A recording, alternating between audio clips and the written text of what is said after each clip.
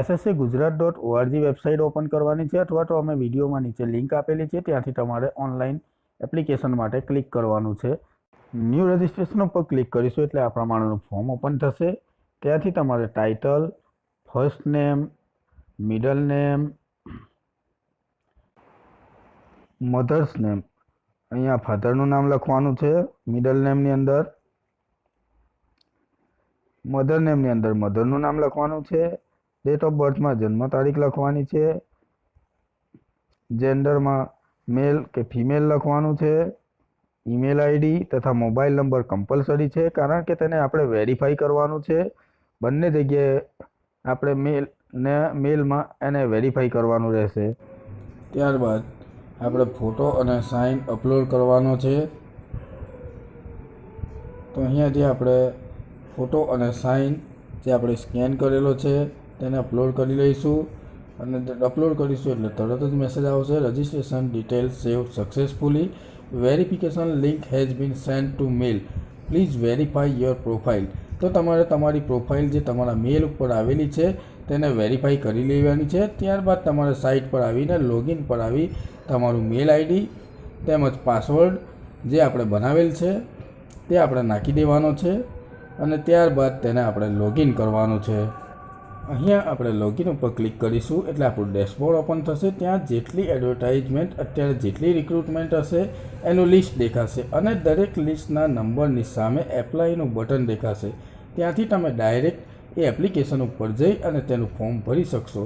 તો અહીંયા આપણે 1 નંબરની જાહેરાતમાં આ જે ફોર્મ ભરવાનું છે જે માટે આપણે 1 નંબરની સામે એપ્લાય ઉપર ક્લિક કરીશું, જે આસિસ્ટન્ટ ડિસ્ટ્રિક્ટ કોઓપરેટિવ। તો અહીંયા ક્લિક કરીશું તો આપણી સામે જે રજિસ્ટ્રેશન કરેલું છે તેમાં જે ડિટેલ્સ જે આપણે આપેલી હતી તે ઓટોમેટિક આવી જશે।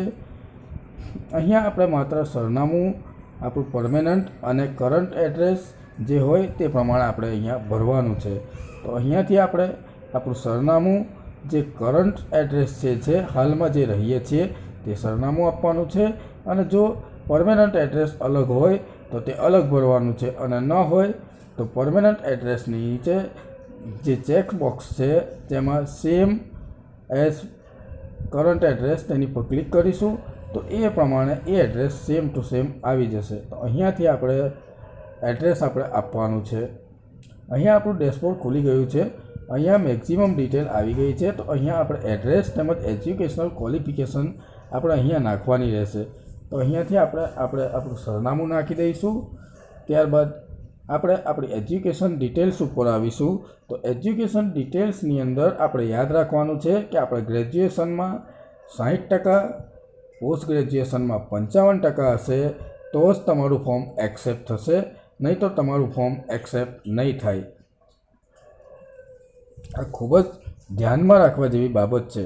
તો અહીંયા સાઇટ સ્લો હોવાથી એડ્રેસ તિરુમારથી ટાઈપ થયું છે। એ જ રીતે અહીંયા ક્વોલિફિકેશન મારે નાખી દેવાની છે જે પ્રમાણેની ક્વોલિફિકેશન હોય આપણી, graduation, post graduation, professional courses જે એમએડ, એમએ જે કંઈ હોય તે અને ટેટ। અને અહીંયા 1 નંબરની એડવર્ટાઇઝમાં ટેટ અથવા ટીઈટી ટેટની એક્ઝામ કમ્પલસરી છે, એ પાસ હોવી પણ ખૂબ જ જરૂરી છે। તો જ તમે આની અંદર ભાગ લઈ શકશો અને ફોર્મ તમે ભરી શકશો। આ તમામ ડિગ્રી ક્વોલિફિકેશનમાં પ્રિન્સિપલ સબ્જેક્ટ, યુનિવર્સિટીનું નામ, month of years, passing of years, seat number, total marks, obtain marks, number of trials લખી અને એના પર્સન્ટેજ ઓટોમેટિક આવી જશે। અહીંયા જો તમે ટ્રાયલ આપેલી હોય તો તમારે સપોઝ માની લો કે 700માંથી 500 માર્ક્સ હતા અને બીજી વાર તમે જો 200 માર્ક્સની એક્ઝામ આપી 150 લાવો તો તમે એ માર્ક્સ પણ ટોટલની અંદર 700 પ્લસ આ 200, 900માંથી પેલા જે ટોટલ આવ્યા છે પહેલે માર્કશીટ વત્તા બીજી માર્કશીટનું તે ટોટલ કરી તેનું ટોટલ લખવાનું રહેશે તમારે। એટલે આ રીતના આપણે સમગ્ર એજ્યુકેશનલ ક્વોલિફિકેશન ભરી અહીંયાથી આપણે 3 લેંગ્વેજ ગુજરાતી, ઇંગ્લિશ, હિન્દી બોલતા, વાંચતા, લખતા અને સમજતા આવડે છે એની ઉપર આપણે ચેક્સ પર ક્લિક કરીશું અને ત્યારબાદ કોમ્પ્યુટરનું જ્ઞાન છે તેની ઉપર આપણે ચેક્સ માર્ક્સ કરીશું। તો અહીંયા આપણે એજ્યુકેશનલ ડિટેલ ભરી લેવાની છે।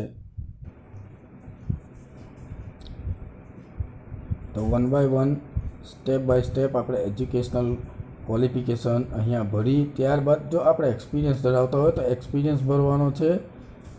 અહીંયા આ મારી ક્વોલિફિકેશન કમ્પ્લીટ થઈ જશે. એક્સપિરિયન્સની અંદર આપણે યાદ રાખવાનું છે કે 1 વર્ષના એક્સપિરિયન્સમાં એ જ એજ્યુકેશનલ ફિલ્ડ્સની અંદર જો તમને એક્સપિરિયન્સ હોય તો દરેક વર્ષના એજ્યુકેશનમાં મેરિટની અંદર 2 માર્ક્સનો ઉમેરો કરવામાં આવશે. તો મેરિટમાં એક્સપિરિયન્સ ખૂબ જ મહત્ત્વનો રોલ ભજવે છે.